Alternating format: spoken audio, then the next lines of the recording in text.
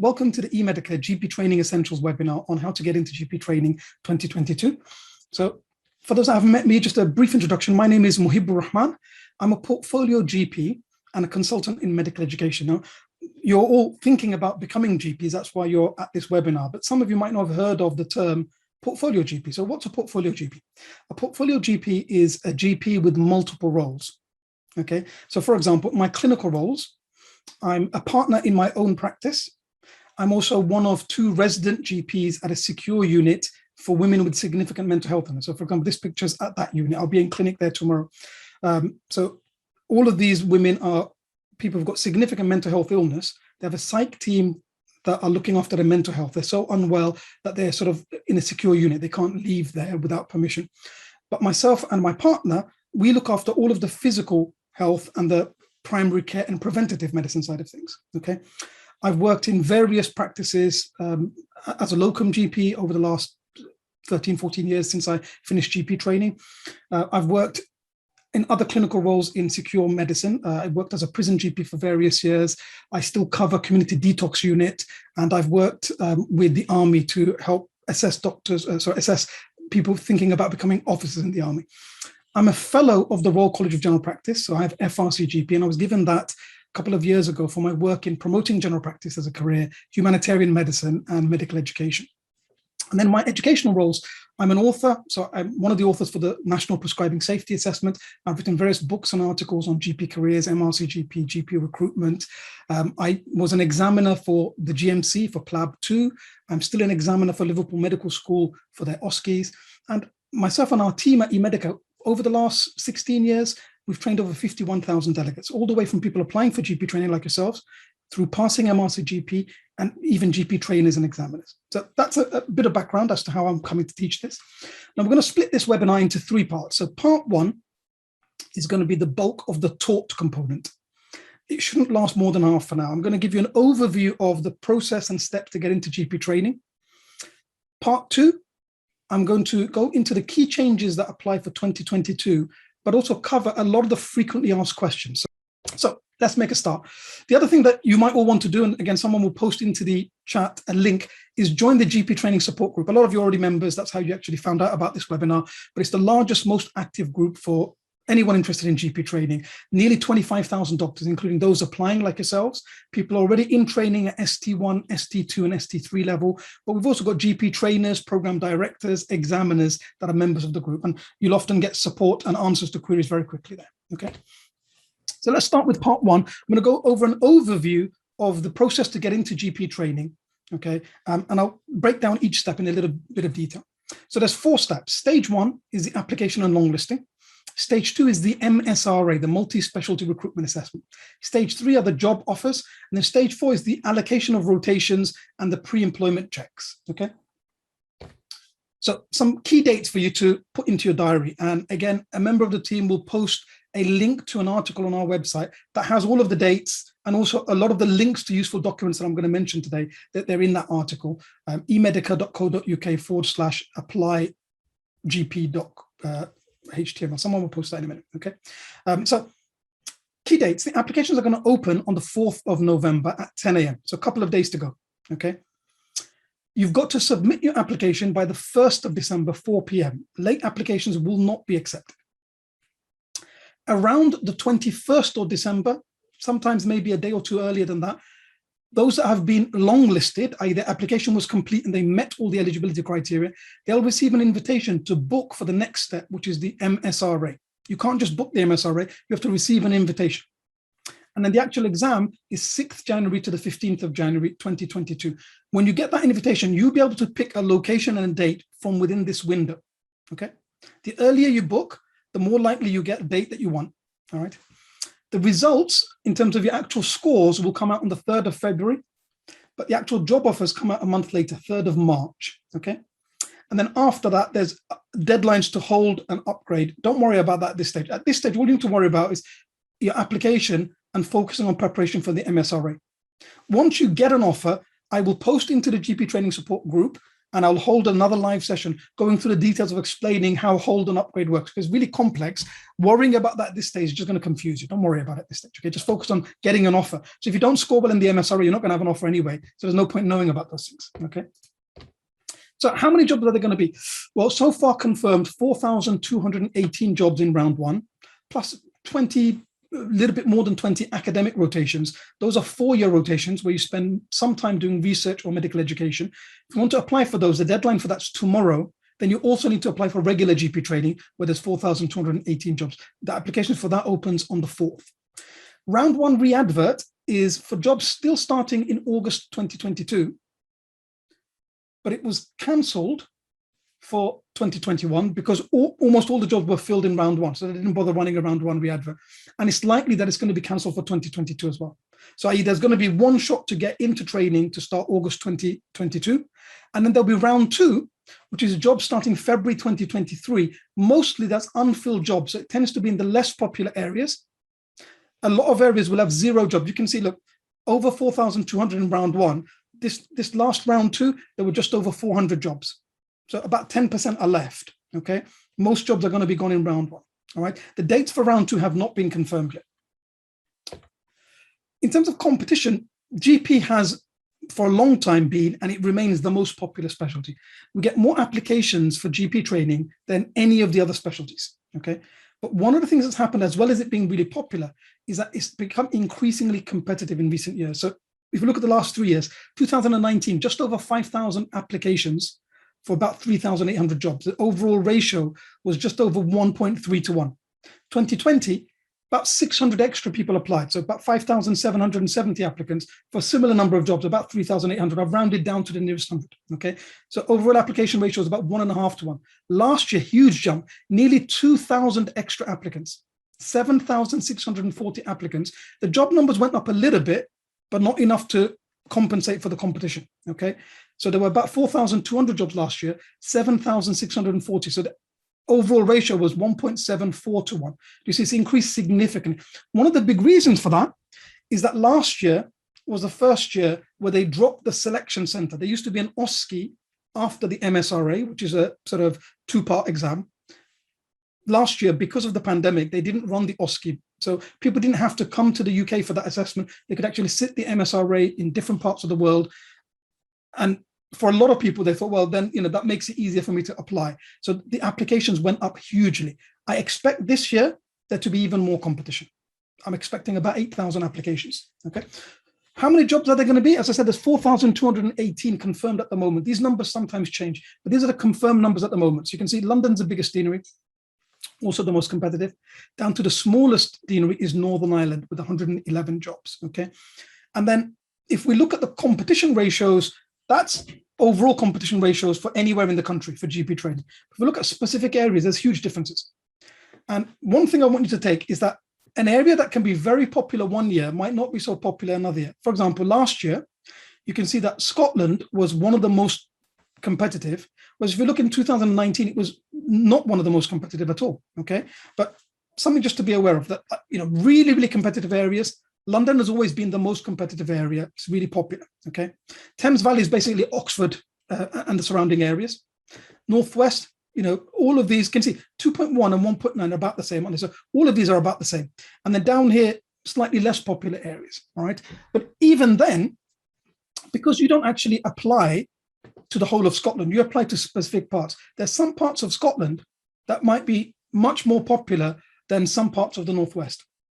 Some parts of West Midlands overall might not be that popular, but for example, Birmingham and Solihull, a specific part of West Midlands, actually one of the most popular areas in the whole country, okay?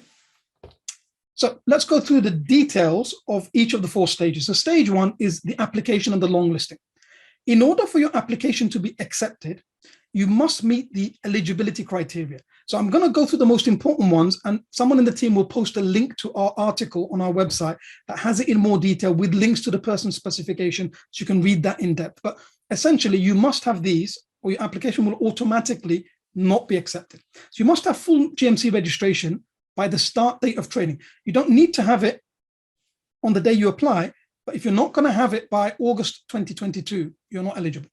you must have 2 years clinical experience, again, by the start date, by the beginning of August 2022. So that's 1 year internship and 1 year afterwards, okay? So 2 full years. Now, a common question people ask is, can that experience be outside the UK, or do I have to have experience in the UK? NHS experience, UK experience is not required, but I would strongly recommend that you don't directly go into training, that you instead get some exposure to the NHS, get used to the system, and then apply for training. I've seen a lot of doctors over the years who went straight into training. Some of them were very experienced doctors. If they'd had some time to get familiar with the system, they would have flourished, but then they ran into difficulties and had to leave training, okay?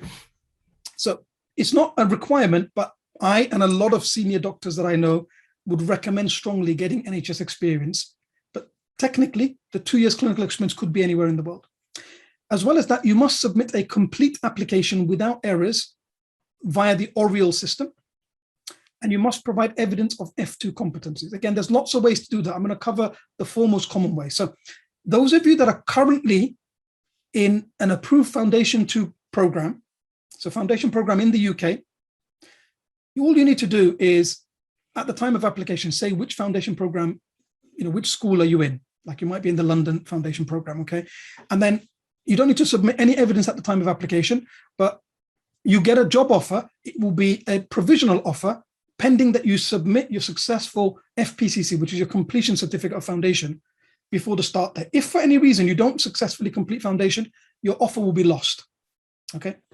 For those that have already completed F2 in 2019 or later, you just need to confirm where did you complete it and submit, scan and upload the actual form, FPCC form from 2019 or later. If you completed earlier, you can't use this option.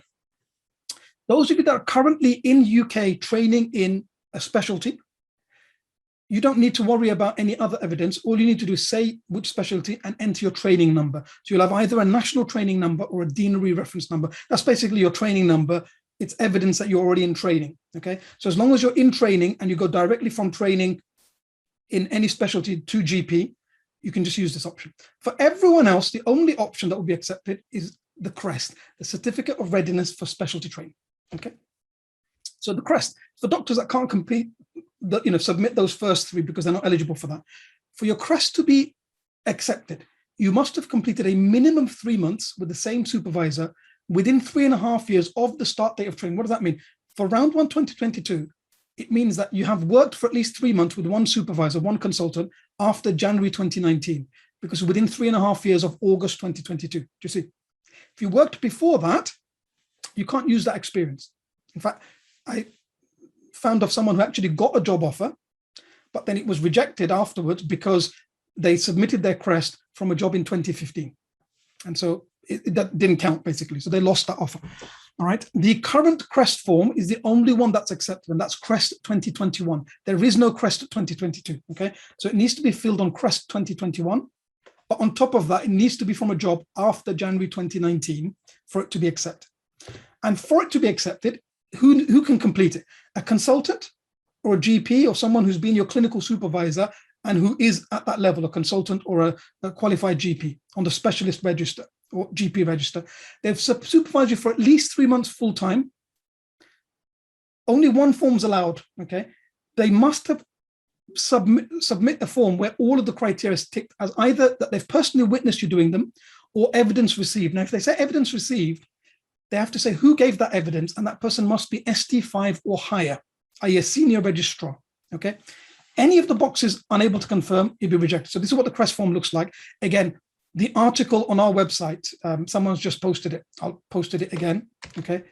You'll see in that article, there's links to the current CREST form within that article. So, you'll be able to download it and have a look yourself. But essentially, there's like 10 pages of these, okay? And then the 11th page is for any evidence. So let's say your consultants personally witnessed all of them. They'll all be ticked green.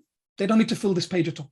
But let's say they ticked one of them, evidence received. Let's say this one, they got evidence from someone.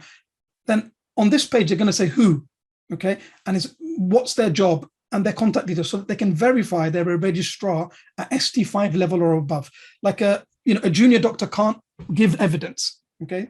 Someone else at that level can't give evidence. It's got to be someone very senior, all right? If even one of the 10 pages has a single box ticked red, unable to confirm, your request form will be invalid. And even if you've already received a job offer at that point, it will be withdrawn. Essentially, your application ends, okay? So everything's got to be ticked either green or yellow. Anything ticked yellow, they need to put information of who gave that evidence, okay? Only one consultant can fill in your request form. So that's the application.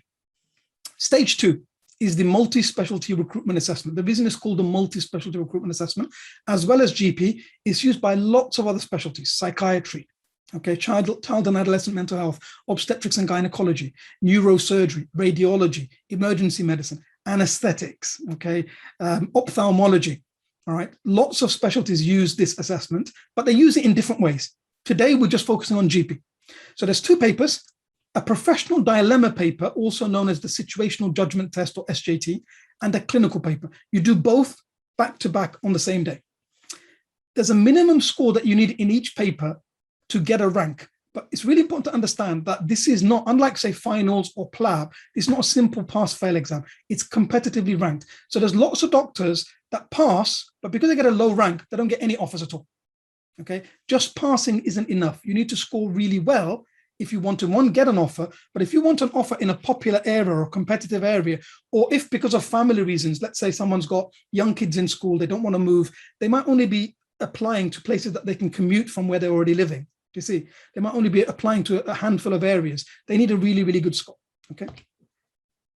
So what happens is you get a score for each paper separately. So you get one score for the SJT paper, one score for the clinical paper. They turn that raw score into a standardized score based on that the mean is 250. So anything less than 250, you're below average.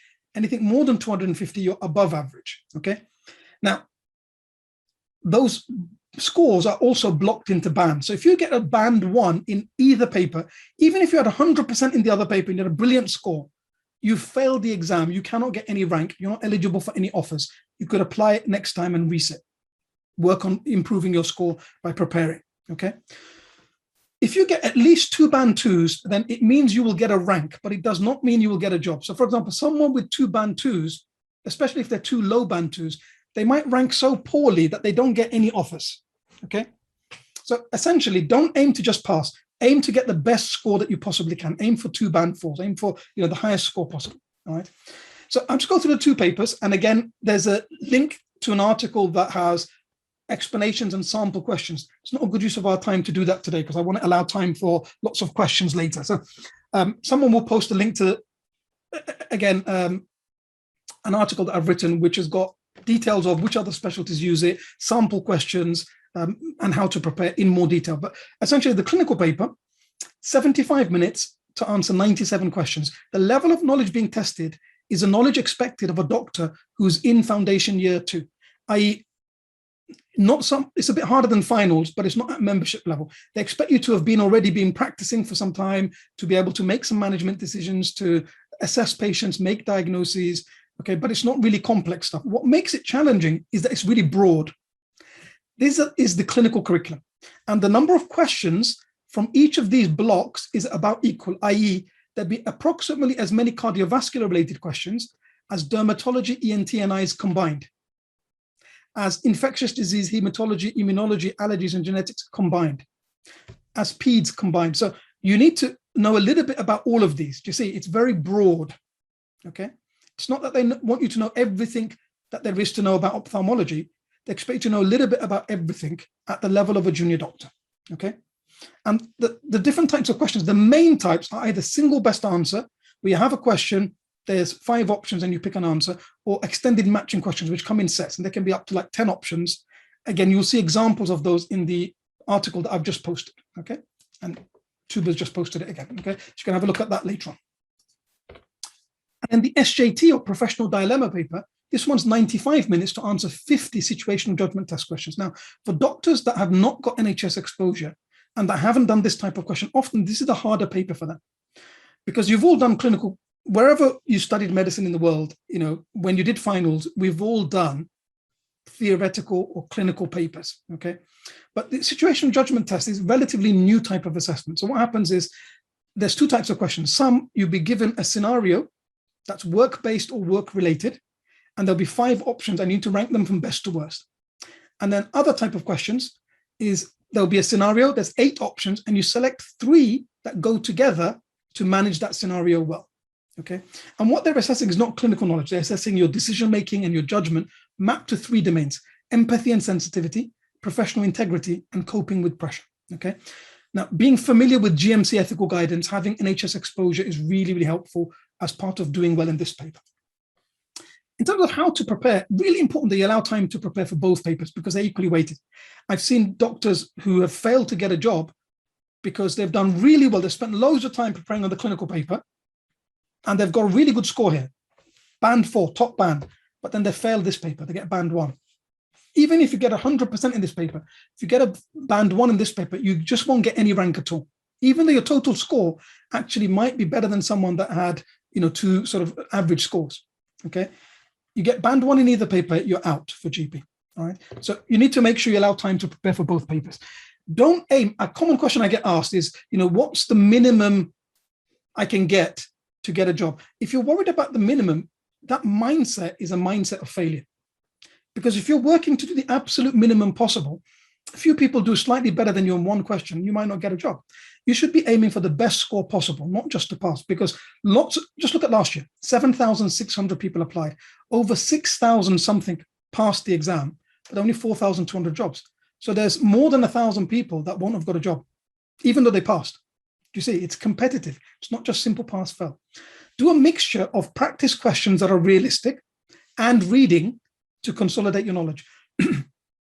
Another really, really important thing, if you want to do well. Now, some of you might have not have started preparing because actually you didn't even know about this exam until today. Maybe you didn't know about the process until today, and that's fine.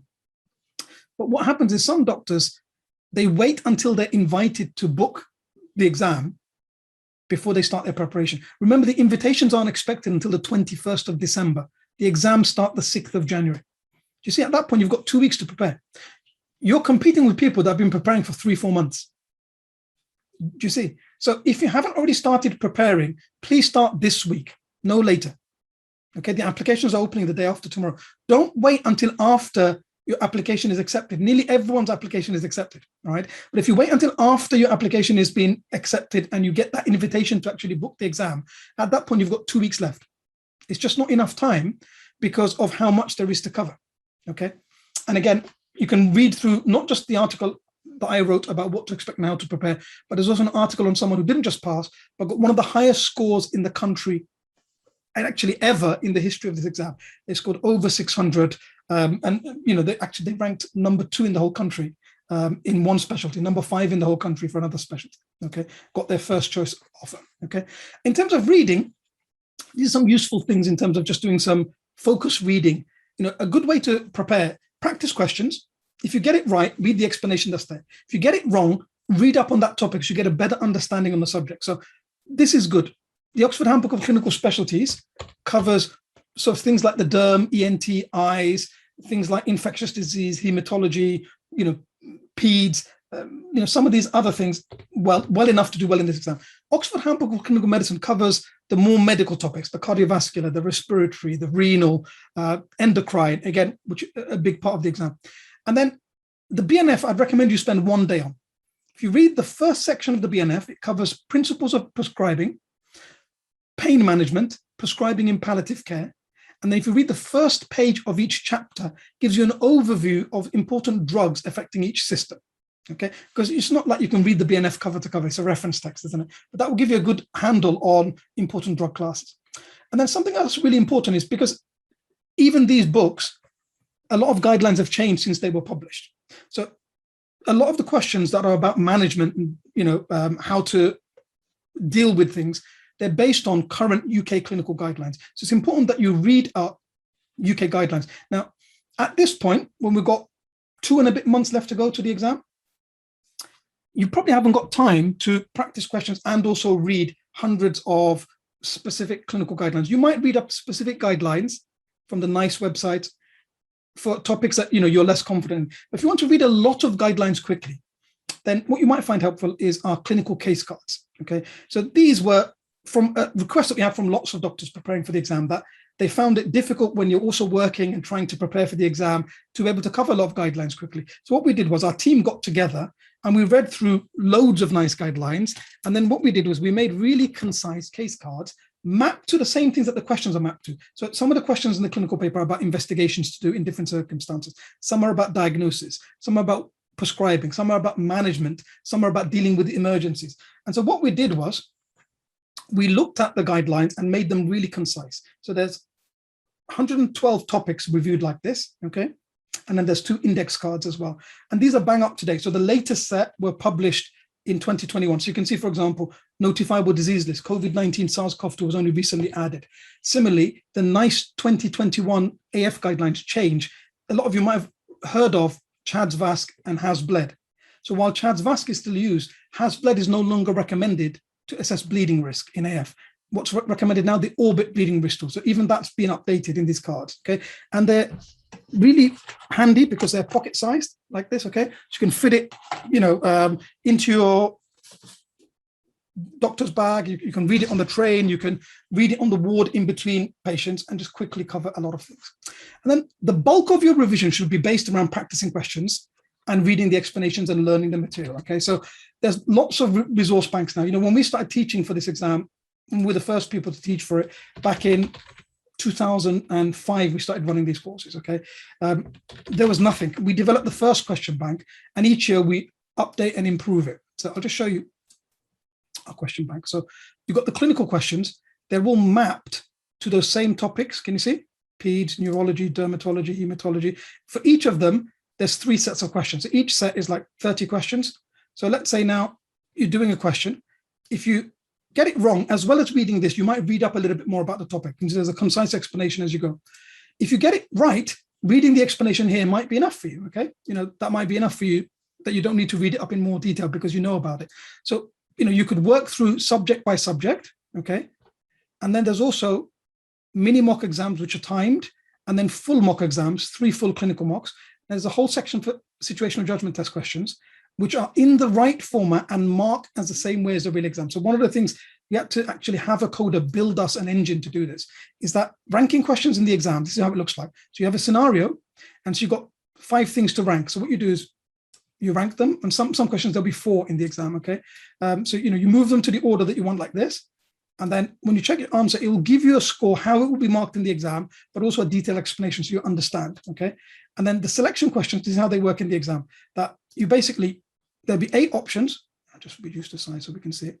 And you just pick 3 that you want, okay? So let's say you pick these 3. Again, it will give you an answer, an explanation, how much you scored, and it's marked in exactly the same way as a real exam. And again, there's a timed mini mock exam for the SJT, and then full timed mock exam for the SJT as well, okay? So there's over 2,100 questions, 1,920 clinical, including 3 full mocks, over 200 SJT, including a full mock. It'll take you, if you want to cover all those questions with the explanations once, at least 100 hours of time to go through. And, sometimes people go over it more than once to cover any areas that they were weakest in, okay? Feedback that we get a lot is that it's the closest thing to the real exam. And we also run an intensive 2-day MSRA grammar course. So the next one is on the 4th and 5th of December for the January exams. So it's 2 full days of teaching. The whole first day is 7 hours of CPD on the clinical paper. So as well as covering lots of key guidelines, we'll do a full mock and go through detailed answers and explanations and a big focus on exam technique. So it's a quick way to cover a lot of guidelines in a day. And the whole day 2 is SJT. Now the SJT is a lot more about technique than just knowledge. So we'll cover how to map to the domains, the key GMC and ethical guidelines, but how to actually apply them, okay? How to approach different types of SJT questions, deal with lots of different scenarios, have a time teaching mock with detailed explanations, okay? So that's the 4th and the 5th of December. So stage 3 is job offers. Basically, you will get a rank nationally for those that pass based on your MSRA scores only. Anyone that gets band 1 in either paper, they've failed. They'll get no rank. They're out at this stage, okay? But everyone that passes, so I'll give you an example. Last year, 7,600 applied, about 1,000 odd failed, okay? But that still left 6,000 something that were ranked 1 to 6,000 and something. based on how they scored compared to others. You see, it's not pass-fail, it's competitive. How do you score compared to others will determine your rank. But the two papers are equally weighted. So 50% of your rank is based on your SJT score, 50% based on your clinical. This year, there is no OSCE, there's no interview, there's no portfolio, there's no simulated role players at all for GP. 100% of your score will be based on how do you do in this exam, 50% on the SJT, 50% on the clinical. And then you get allocated a job at program level. So when you apply, you can select which areas you want. You don't select, for example, the whole of London. You select within London, I want Chelsea and Westminster. That's one part of London. You don't select the whole of West Midlands. You select within West Midlands, which area is your favorite, Birmingham and Solihull, okay? So there's three options as to what can happen after you've sat the MSRA when the results come out. So there's those that will get a band 1 in either paper. They'll be told you're not suitable for trading based on your performance. You failed. That's it for them. They can't get any offers. The application's over. They can reapply next time and work on resitting and preparing for the exam more effectively, okay? Then the other two possibilities, there'll be some doctors that passed, but their rank is lower than the number of jobs. So I'll give you an example. You get someone who ranks 5,000th out of 6,000 something that passed the exam. There's only 4,200 jobs. They're not going to get an offer, are they? They'll be told your rank is 5,000 out of 6,000 something. Unfortunately, we can't make you any offers. But they'll be on the waiting list. If some doctors, reject their offers, because some doctors will apply not just to GP alone, they might apply to GP and they might apply to other specialties. And GP might be their backup. If they accept an offer, for example, for radiology, then that GP offer now becomes available to the next highest person in the rank. It's a national rank, okay? So they may get something from the waiting list, but they may not, in which case they could apply for the next round. Or the email that you want. You're suitable for training and we'd like to make you an offer in this area. You can only get one offer. It will be your highest preference. So when you apply, you can select as many or as few of the areas that you're interested in. So you should rank all the areas you would be happy to stay in for the next 3 years of training. Don't rank any areas that you don't want. That's pointless, okay? But let's say now there's a vacancy when they get to your place in the national ranking in your first choice. That's where your offer is. That's it then. You've got the job you want. Great. Let's say there isn't a slot in your first choice, but there's a slot in your 20th choice. You'll get that offer. You can either accept that, or if you're not sure, first of all, if you only put down places that you would choose and GP is your first choice specialty, then if you get an offer, just accept it, okay? But if it's not your first choice, you can opt in for upgrades. And if a vacancy becomes available later, you might be swapped. You might be given one of your higher choices, okay? Again, don't worry about the mechanics of that. At this stage, you need to work on getting an offer, all right? And then stage 4 is allocation of rotation. So at the time you accept an offer, you don't know exactly what jobs you'll be doing in exactly which hospitals. You just know the area, okay? After you've accepted, that's when they'll check your references. They might give you choice of specific areas, hospitals, rotations within that area, okay? Some areas allocate randomly. Most will give you a choice of specialties. You're not always going to get what you want. And most of you will spend 12 months in hospital and 24 months in GP as part of the new structure of GP training. But then there's also the pre-employment check. So they'll check your references, 3 references. Occupational health, make sure you've got all your vaccinations. You need an enhanced DBS, which is a police check. And then there's various forms to fill in before you can officially start training, okay? Again, don't worry about this at this stage. I just want you to have an overview at this stage. We'll cover this in more detail after you get an offer, okay? So that's part 1 done. As I said, it's about half an hour, okay? Part 2, this should take only about 5-10 minutes, and then the rest of the time will be for questions, okay? So I'm going to cover the key changes, and then I'm going to answer in advance a lot of the frequently asked questions, because I've already had hundreds of questions asked over the last couple of months to me. So I know which ones are really common. So hopefully I can clear some of the doubts and concerns and questions before you need to ask it. Then we'll take questions. So key changes. All doctors are ranked based on MSRA score only for GP. As a result, there's increased competition because more people are eligible to apply. There's no interview, there's no OSCE, there's no portfolio, just how you do in the MSRA. CREST, 2021 form is the one that's accepted. 2020 or earlier forms will not be accepted. There is no CREST 2022, but even if they bring one out, Health Education England has confirmed that the CREST 2021 form will be accepted as long as it's signed from a job 2019 or later, okay?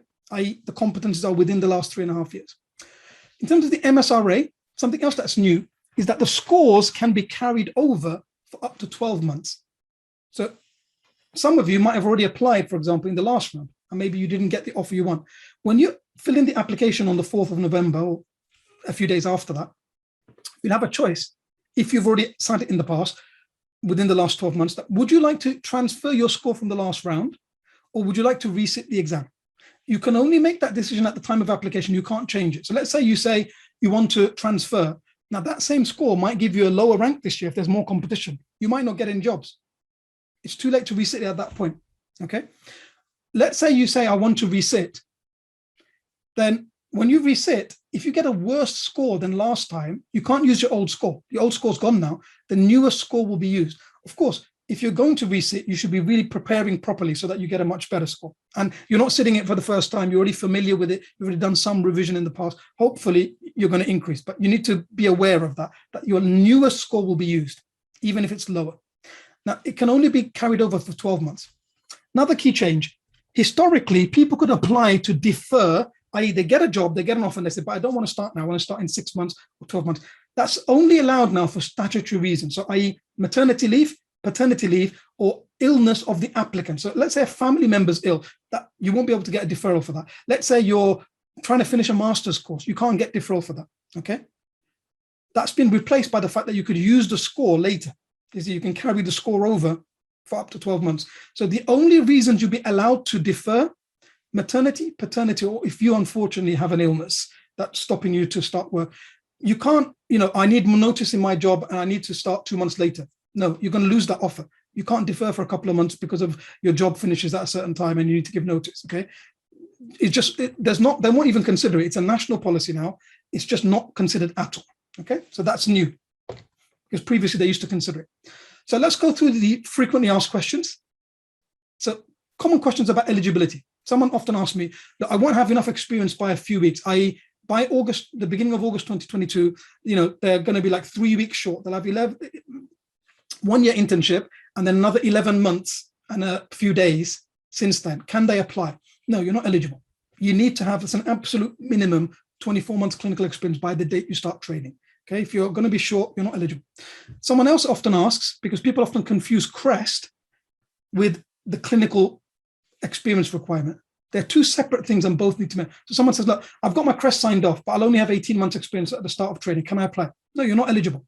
You need both 24 months clinical experience, 1 year internship and 1 year post-internship. And you need to have all your competencies in CREST. Now, remember, the minimum for a consultant to sign the CREST is 3 months. Doesn't mean that if you work for 3 months that you can get signed off. Sometimes it can take 6, 9, 12 months for you to demonstrate all the criteria. It's not just a tick box exercise, okay? A lot of consultants will say, look, I've not seen you do this. You need to do it before I'll sign you. And it might take weeks or months before you actually get to do some of these things. Depending on the job that you're doing, sometimes you might need to do some shifts in A&E to get some of the practical procedures or the acute things done so that you can get it signed off, okay? Another question I get asked, can I apply if I don't have GMC yet?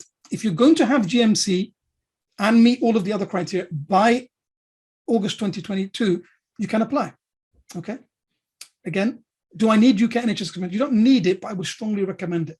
And then another question, can a consultant outside the UK sign my CREST? They can if you have less than 3 months NHS experience.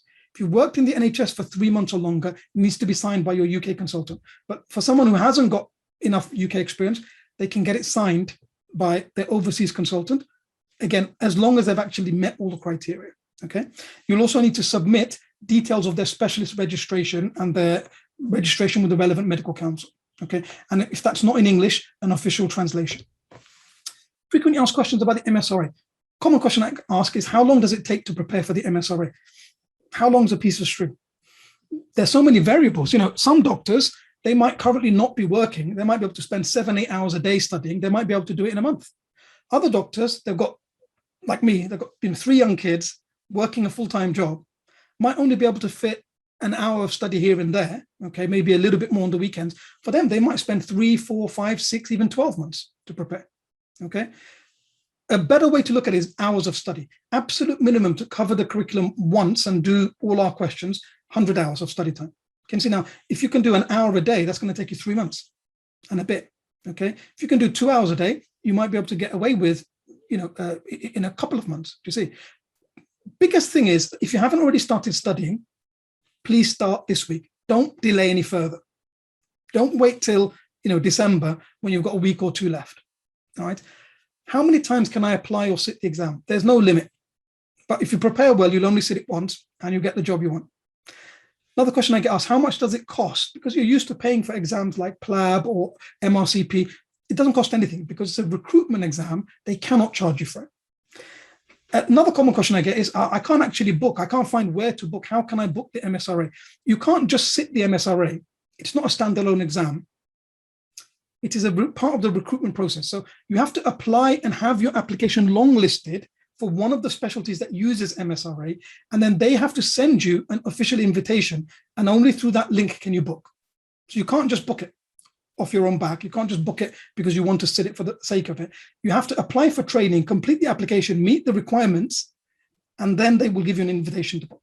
I'm just going to talk to you a little bit about how eMedica can help you not just get a job, but get your first choice job. We've been doing this for a really long time. For 16 years, we've been helping doctors get into GP training. Because actually, the very first course we ran when we started running courses in 2005 was getting into GP training from application to appointment. It's a course that covers the whole process. Okay, so we have that same course running now. It's actually running this weekend. It's called Getting into GP Training Step by Step. Okay, it's a half day, 1 p.m. to 6 p.m., 4.5 hours of CPD because we'll have a little break. Okay, so we cover in a lot more detail because we only had an hour today. We've got like 5 hours nearly, okay, on that day. We'll cover, for example, the actual application, all the bits that people often have difficulties with, how to complete it. We'll go through all the sections of the CREST, how to deal with it, the common reasons people's applications get rejected at this stage and how to avoid them. For MSRA, we'll actually look at the domains in detail. We'll practice clinical and SJT questions, look at technique and how to prepare effectively, okay? We'll look at both types of SJT questions. We'll look at both types of, all the common types of clinical questions. Then we'll also look at how choosing areas and ranking can make a difference to your chance of getting the job that you want. We'll look at GP hot topics. We'll look at GP career options after you finish training, what to expect when you get into training, and what are the key changes that are going to happen in GP training over the next few years, and it'll affect you. So that's this weekend. It's from 1 p.m. to 6 p.m. Okay. Then 4th and 5th of December is our flagship MSRA Crammer course. It's a 2-day course. The whole first day is the clinical paper. The whole second day is the SJT paper, 14 hours of live CPD. And that includes access to our online question bank for 6 months. That's 2,100 plus questions, over 1,900 clinical, over 200 SJT, including time mocks, okay? And we also have our clinical case cards that I showed you earlier, all right? So those are all the different resources that we have that can help you not just get your job, but get your first choice job. And we've actually this year launched something new, which is we've put all of those together in one bundle. It's called our GP Specialty Training Entry Pass Plus bundle. So it's basically everything that we have for GP training, because we get a lot of people who do one, then they get the online at the course, then they say, oh, I'd like the cards. And people have said, could you just give me everything in one go? So it's one discounted bundle, it's over 125 hours of learning. So it includes the course this weekend, which will cover the application in detail, how to prepare in detail. We'll actually practice questions. We'll look at how to rank. We'll look at why people don't, get offers and how to avoid them. It includes a 2-day live course, 4th and 5th December, and access to the recording for a month afterwards. It includes the 2,100 questions with mocks, and it includes the case cards and dedicated support. You could ask any question about the application, about how to rank, about specifics, any way through, choosing rotations even after you've got an offer. All the way through, you have dedicated access to our team. If you were to buy all of these separately, it would cost over £700. We discount it because you're buying it as a bundle to £579. But actually, we've got an early bird offer of £549, which will expire on the 4th of November. So if you wanted to get that, someone will post the link just now into the chat. And I'll just click that link and show you. Basically, you can see it's already at the discounted price. That price will expire on the 4th at midnight, basically on the 4th of November. Okay. After that, it will increase to the higher price here. All right. So you don't need to put any codes. It's already been applied. We already put it on there for you. You just need to click. And there is also another link. If you want to, you can pay this in 2 installments. Okay. But I want to summarize so I can let people get a bit. So look, just to summarize the 4 stages. Stage 1 is the application, which opens on the 4th, and the long listing process. Essentially, if you meet the eligibility criteria we discussed and you submit an application without any errors, your application was guaranteed to be longlisted. Stage 2 is the MSRA. You should already be preparing for it. If you're not already started, please start this week. Do not delay any further. You've got 2 and a bit months now, okay? Stage 3 is the job offers, based 100% on your scores in the MSRA. That's your rank will be based on, okay? But whether you get an offer or not will also depend on if there's spaces in the areas you ranked. Stage 4 is the rotation allocation, i.e. specific jobs within that area, whether you'll be doing orthopedics or whether you'll be doing A&E or pediatrics, and then also the pre-employment checks. And then if you go through this article, it's got details, it's got all of the dates, it's also got links to some of the other articles I mentioned that you can just click through for more detail. And I leave you with 2 messages. So one from Michael Corder: to succeed, we must first believe that we can. Sometimes people pick areas that they don't actually want because they've heard they're less competitive.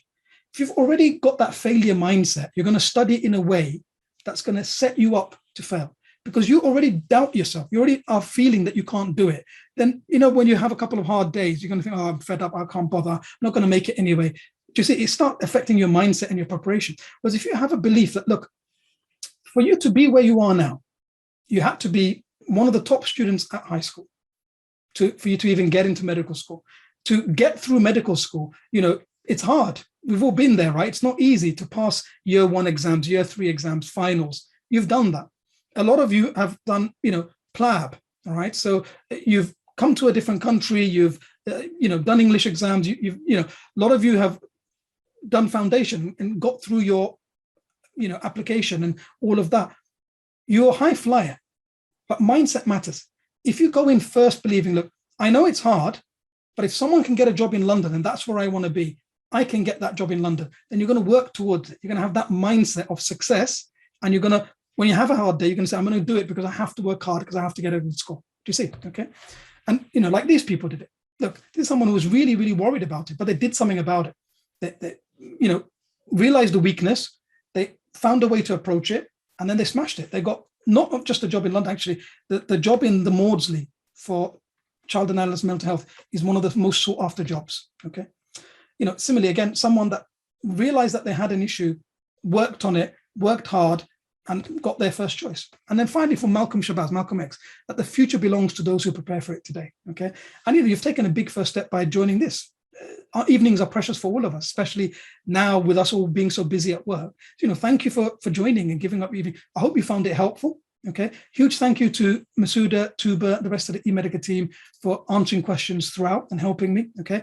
But, I hope you've got a much clearer idea of the process. You know what to do. Now it's up to you, though. You need to just go and do the work, do the preparation, start practicing questions, do the reading, start researching which areas you want. Make sure you take your time to fill in the application properly. Okay. Submit, and then just work hard, keep going, keep pushing, prepare, and you will succeed. And then come the results, I get an email, just for you to let me know that you got your first choice job in your first choice area. So thank you so much. Our whole team wishes you every success. I hope you found it helpful today. I might see some of you this weekend. I might see some of you at the 2-day course in December. Others might just use some of the online or some of the case cards, or you might just join the GP training support group and, just use it as a source of support. Okay. And if you've got any other questions, you'll find lots of answers within the group, because a lot of common questions have already been answered. Okay. So thank you so much. Have a great evening. All the best with your training. Myself and the whole team wishes you every success. Thank you so much.